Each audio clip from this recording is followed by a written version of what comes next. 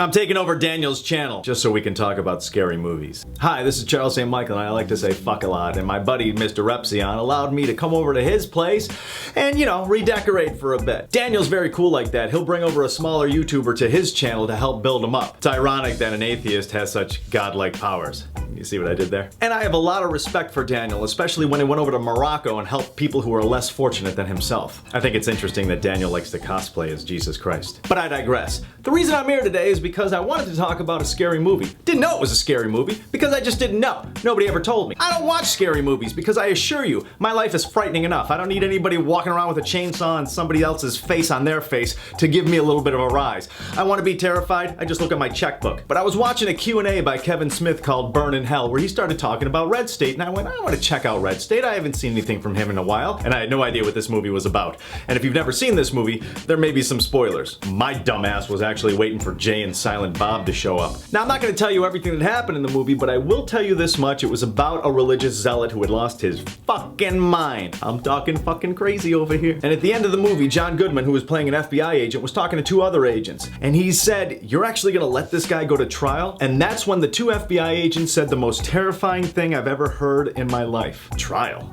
What do you think this is? September 10th, 2001? Patriot Act, bitch. He's never gonna see the light of day. No trial, no charge. What do you think we've been doing for the past 10 years? And that, ladies and gentlemen, scared the fuck out of me. We talk about religion all the time. On the atheist side, on the theist side, and all points in between. But you wanna know what the most frightening belief is these days to me? Political beliefs. A common statement from a lot of atheists is that we don't need religion to teach us morality. We have common sense. We have our own intellects. We have reason. And that's an outstanding point. However, belief trumps everything. And if you are invested in a political belief system, you're gonna hang on to it. You're gonna cling to it like it's the last life preserver on the Titanic going down. And that belief system could actually push out your way of thinking and replace it with its way of thinking. And that's a scary place to be setting up shop, because you will see people of conscience, people who are articulate, intelligent, well-read, throwing that all away and bowing down before a belief system that doesn't give a shit about them. A belief system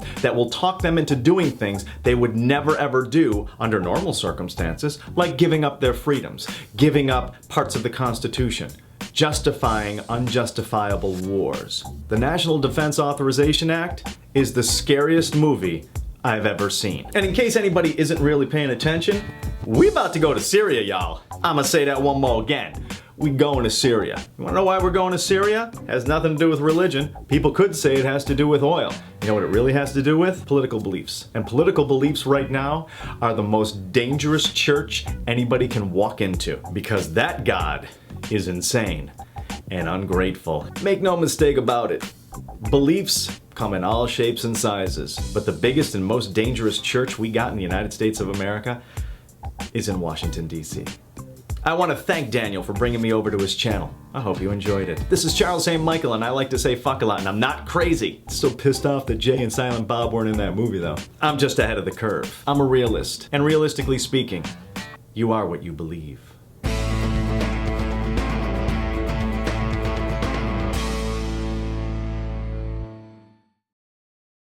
Patriot Act, bitch.